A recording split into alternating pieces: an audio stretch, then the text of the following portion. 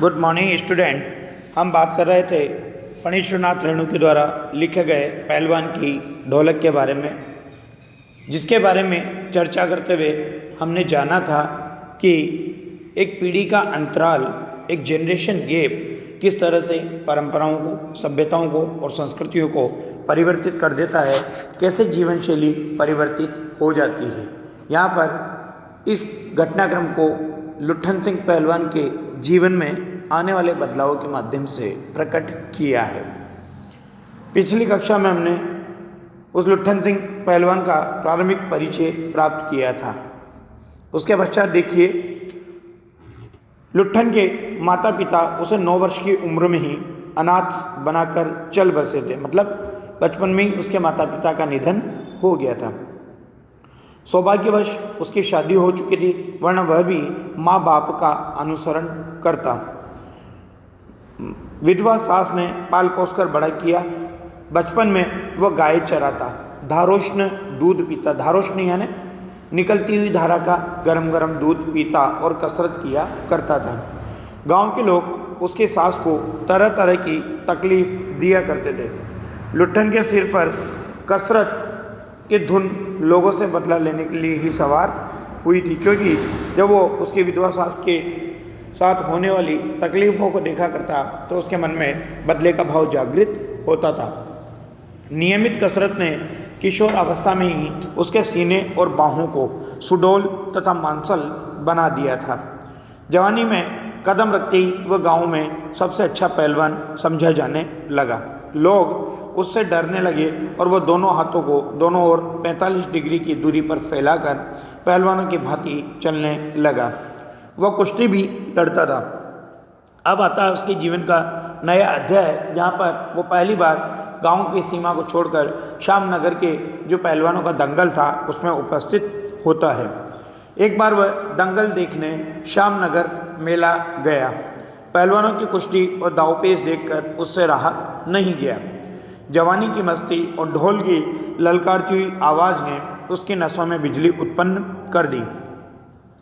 उसने बिना कुछ सोचे समझे दंगल में शेर के बच्चे को चुनौती दे दी। शेर का बच्चा अर्थात चांद सिंह नाम का पहलवान, जिसने आसपास के ही नहीं नामी गिरामी जितने भी पहलवान थे उनको कुश्ती में पराजित कर दिया था। अब उसका शरीर बलिष्ठ हो चुका था, सुडौल हो चुका था, मांसल हो चुका था, तो उसे भी अपनी ताकत का जोश था। तो उसने उसी जोश में, उसी उत्साह में उस चांद सिंह को कुश्ती के लिए चुनौती दे दी। शेर के बच्चे का असल नाम था चांद सिंह। वो अपने गुरु पहलवान बादल सिंह के साथ पंजाब से पहले श्यामनगर मेले में आया था। सुंदर था, जवान था, अंग प्रत्यंग से सुंदरता टपक पड़ती थी। 3 दिनों में ही पंजाबी और पठान पहलवानों के गिरोह के अपनी जोड़ी, गिरोह यानी समूह के अपनी जोड़ी और उम्र के सभी पट्टे अर्थात पहलवानों को पछाड़कर उसने शेर के बच्चे की टाइटल प्राप्त कर ली थी। इसलिए वह दंगल के मैदान में लंगोट लगाकर एक अजीब सी किलकारी भरकर छोटी दुल्की लगाया करता था, मतलब उठक बैठक किया करता था। देशी नौजवान पहलवान उससे लड़ने की कल्पना से भी घबराते थे। अपनी टाइटल को सत्य प्रमाणित करने के लिए चांद सिंह बीच बीच में दहाड़ता फिरता था, मतलब ताकि उसकी दहाड़ से लोग डरे। श्यामनगर के दंगल और शिकार प्रिय वृद्ध राजा साहब उसे दरबार में रखने की बातें कर ही रहे थे कि लुट्ठन ने शेर के बच्चों को चुनौती दे दी। क्यों रखना चाह रहे थे? क्योंकि प्राचीन समय में जो राजा महाराजा होते थे, कुश्ती, घुड़सवारी, घुड़दौड़ आदि उनके प्रिय खेल हुआ करते थे। लेकिन आज की पीढ़ी में बदलाव के साथ खेलों का स्वरूप बदल गया। आज गोल्फ खेल रहे हैं, क्रिकेट खेल रहे हैं, बैडमिंटन खेल रहे हैं और न जाने कितने खेल हैं, जिन खेलों ने क्या किया है, प्राचीन खेलों की परंपरा को लुप्त कर दिया। आज अगर मैं आपसे भी बात करता हूँ तो आप सितोलिया, लंगड़ी टांग, पकड़म पकड़ाई, काली टीलो या कंचे खेलना आदि से, गिल्ली डंडा खेलना आदि से पूरी तरह से परिचित नहीं हों। सम्मान प्राप्त चांद सिंह पहले तो किंचित यानी थोड़ा सा उसकी स्पर्धा पर मुस्कुराया, फिर बाज की तरह उस पर टूट पड़ा। अचानक से हुई इस घटना से शांत दर्शकों की भीड़ में खलबली मच गई और लोग कहने लगे कि पागल है पागल, मरा ए मरा मरा, पर वार है बहादुर। लुट्ठन बड़ी सफाई से आक्रमण को संभाल कर निकल कर उठ खड़ा हुआ और अपना पैतरा दिखाने लगा। पैतरा अर्थात दावपेच, अपनी चालाकियाँ, जिससे वो उस पहलवान से लड़ सके और उसके द्वारा किए जाने वाले वार से बच सके। राजा साहब ने कुश्ती बंद करवा कर लुट्ठन को अपने पास बुलवाया, क्योंकि वो नहीं चाहते थे कि चांद सिंह के द्वारा वो पराजित हो या उसकी मृत्यु हो, और समझाया। अंत में उसकी हिम्मत की प्रशंसा करते हुए 10 रुपये का नोट देकर कहने लगे, जाओ मेला देखकर घर जाओ।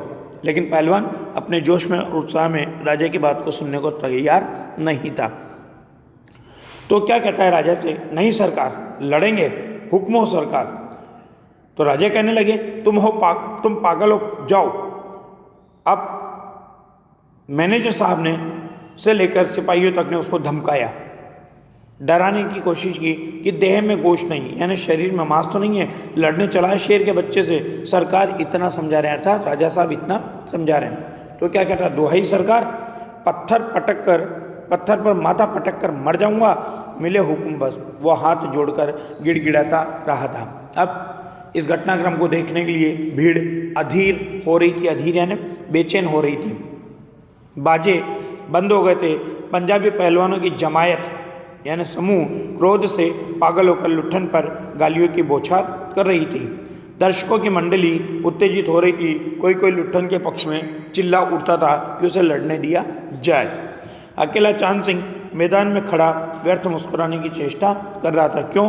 क्योंकि जब उसने लुट्ठन के दावपेच को काटने का तरीका देखा, उसकी चालाकी को देखा, उसके पहलवानी को देखा, तो वो भी घबरा गया था। लेकिन वो अपने चेहरे से उस घबराहट को प्रकट नहीं होने दे रहा था और व्यर्थ में मुस्कुराने की चेष्टा कर रहा था। पहली पकड़ में उसने अपने प्रतिद्वंदी की शक्ति का अंदाजा लगा लिया था, उसे मिल गया था। विवश होकर राजा साहब ने आज्ञा दे दी और कहा, लड़ने दो। अब युद्ध के मैदान में बाजे बजने लगे। दर्शकों में फिर उत्तेजना फैली, कोलाहल बढ़ गया। मेले के दुकानदार दुकान बंद करके दौड़े और कहने लगे, चांद सिंह की जोड़ी अर्थात चांद की कुश्ती हो रही है, क्योंकि सब लोग उस चांद सिंह की पहलवानी के बारे में अच्छी तरह से जानते थे। अब ढोल की आवाज़ निकलने लगी। मैंने आपको बताया था कि ढोलक को ही उसने अपना गुरु माना था, जिसने उसको कुश्ती की शिक्षा प्रदान की थी। तो ढोलक से निकलने वाली आवाज़ उसके मन में किन किन भावों को, किन किन स्वरों को, किस किस बात को उत्पन्न कर रही थी, वो यहाँ पर प्रकट किया गया है। आवाज़ निकलती है ढोलक से, चटदा गिड़धा, चटदा गिड़धा। भरी आवाज़ में एक ढोल जो अब तक चुप था बोलने लगा, ढाक डीना ढाक डीना ढाक डीना। अर्थात इसका मतलब क्या निकाला उसने, वाह पट्ठे वाह पट्ठे वाह पट्ठे। लुट्ठन को चांद ने कसकर दबा लिया था। तो लोग कहने लगे, अरे गया गया। दर्शकों ने तालियां बजाई और लोग कहने लगे, हलवा हो जाएगा हलवा, हंसी खेल नहीं है, शेर का बच्चा है बच्चू। लोग उसे डराने की कोशिश करने लगे, क्योंकि आप देखते हो जो ऑडियंस होते हैं, जो दर्शक होते हैं, वो विभिन्न तरह के मनोभावों का अभिव्यक्त करते हैं। इतने में फिर ढोलक की आवाज़ निकली, चट गिरदा चट गिरदा चट गिरदा, यानी मत डरना मत डरना मत डरना। ये भाव किसके मन में आ रहे थे? लुट्ठन के मन में आ रहे थे। लुट्ठन के गर्दन पर केहूनी डालकर चांद उसको चित्त करने की कोशिश कर रहा था। लोग कह रहे थे, वहीं दफना दे बहादुर। बादल सिंह अपने शिष्य को उत्साहित कर रहा था। लुट्ठन की आंखें बाहर निकल रही थी, उसकी छाती फटने को हो रही थी। राजा का मत और बहुमत पूरी तरह से किसके पक्ष में था? वो चांद सिंह पहलवान के पक्ष में, क्योंकि सबने चांद सिंह की पहलवानी को बराबर निरंतर देखा, परंतु लुट्ठन को पहली बार लड़ते हुए देख रहे थे, इसलिए लुट्ठन के बारे में उनको जानकारी नहीं थी। लुट्ठन की आंखें बाहर निकल रही थी, उसकी छाती फटने को हो रही थी। राजमत बहुमत चांद के पक्ष में था, सभी चांद को शाबाशी दे रहे थे। लुट्ठन के पक्ष में कौन था? सिर्फ ढोलक की आवाज़ थी, जिसके ताल पर वो अपनी शक्ति और दाव पेच की परीक्षा ले रहा था, अपनी हिम्मत को बढ़ा रहा था। अचानक ढोल की एक पतली सी आवाज़ उसको सुनाई पड़ी। अब उसने उस पतली सी आवाज़ का क्या मतलब निकाला, देखिए। धाक दीना तिरकड़तीना, धाक दीना तिरकड़तीना। अर्थात लुट्ठन को स्पष्ट सुनाई पड़ा कि ढोलक क्या कह रहा है, दाव काटो बाहर हो जाओ, दाव काटो बाहर हो जाओ, अर्थात उसके दाव से डरो मत, उसका तोड़ निकालो, उसको काटो और उससे बाहर हो जाओ। लोगों के आश्चर्य की सीमा नहीं रही। लुट्ठन दाव काटकर बाहर निकला और तुरंत लपककर उसने चांद की गर्दन पकड़ ली। अब अचानक लोगों का मत बदला और कहने लगे, वाह रे मिट्टी के शेर, अच्छा बाहर निकल आया, इसलिए तो जनमत बदल रहा था। जनमत यानी लोगों का मत। अब फिर वापस ढोलक की आवाज़ उसे किस तरह से उत्साहित कर रही है वो देखिए। मोटी और भोंडी आवाज़ वाला ढोल बज उठा, चटाक चढ़दा चटाक चढ़दा। इसका मतलब क्या निकाला उसने, उठा पटक दे, उठा पटक दे। ध्यान रखना, ये लेखन के क्षेत्र में ध्वन्यात्मक प्रभाव कहलाता है। आपसे वहाँ पर पूछा जा सकता है कि ध्वन्यात्मक प्रभाव को प्रकट करने वाले कौन कौन से शब्द यहाँ पर प्रकट किए गए हैं। तो आपको ये सारे शब्द ध्यान रखने हैं कि शब्द का किसका क्या मतलब है, क्या मीनिंग है, वो आपको याद रखना है। लुट्ठन ने चालाकी से दाव और जोड़ लगाकर चांद को आखिर में जमीन पर दे मारा। फिर ढोलक की आवाज़ हुई, धीना धीना धिक्क दीना, अर्थात चित्त करो चित्त करो चित्त करो। लुट्ठन ने अंतिम जोर लगाया और चांद सिंह चारों खाने चित्त हो रहा, अर्थात पराजित हो गया। फिर ढोलक की आवाज़ निकली, धा गिड़ गिड़ धा गिड़ गिड़ धा गिड़ गिड़, वाह बहादुर वाह बहादुर वाह बहादुर। जनता ये स्थिर नहीं कर सकी कि किसकी जय ध्वनि की जाए। फलत अपनी अपनी इच्छा अनुसार किसी ने माँ दुर्गा की जय की, किसी ने भगवान महावीर की जय की, कुछ ने राजा श्यामानंद की जय ध्वनि की। अंत में सम्मिलित जय से आकाश पूरी तरह से गूंज उठा।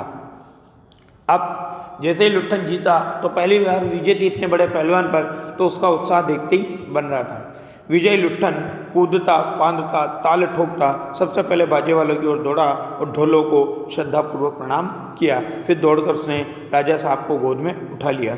राजा साहब के कीमती कपड़े मिट्टी में मिल गए। मैनेजर साहब ने आपत्ति की, हे अरे रे, किंतु राजा साहब ने स्वयं उसे छाती से लगाकर गदगद होकर कहा, जीते रहो बहादुर, तुमने मिट्टी की लाज रख ली। अब देखना, यहाँ पर उस लुट्ठन को सिंह की उपाधि दी जाएगी। तो यहाँ पर जातिगत भेदभाव का बात भी प्रकट किया गया है कि सिंह पहले क्षत्रिय समाज के लगता था, क्षत्रिय वर्ग के लगता था, लेकिन आज जो सिंह है, सिंह का वास्तविक मतलब क्या है, वीरता को प्रदर्शित करने वाला, वीरता को परिभाषित करने वाला। तो यहाँ पर लुट्ठन ने वीरता का कार्य किया था, इसलिए राजा के द्वारा सिंह की उपाधि उसको प्रदान की गई। परंतु जातिगत भेदभाव को मानने वाले लोग उसको स्वीकार नहीं कर सके।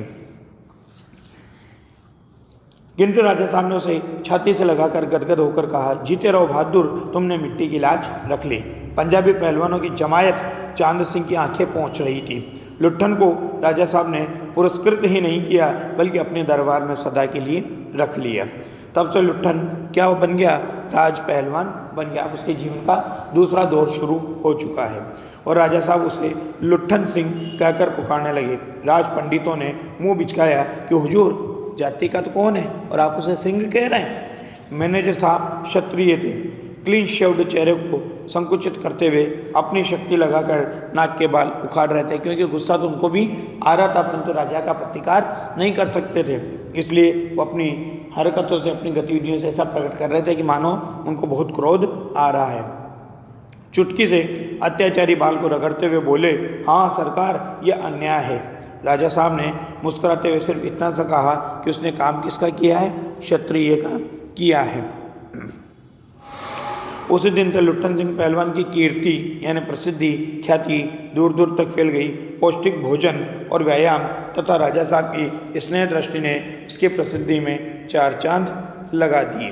कुछ वर्षों में ही उसने एक एक करके सभी नामी पहलवानों को मिट्टी सुंगाकर आसमान दिखा दिया। अब एक और पहलवान की चर्चा यहाँ पर है, जिसका नाम है काला खां। काला खां के संबंध में यह बात मशहूर थी कि वह जो ही लंगोट लगाकर आली कहकर अपने प्रतिद्वंदी पर टूटता है, प्रतिद्वंदी पहलवान को लकवा मार जाता है। लुट्ठन ने उसको भी पटक कर लोगों का भ्रम दूर कर दिया। इसके पश्चात हम आगे की क्लास में पढ़ेंगे। धन्यवाद।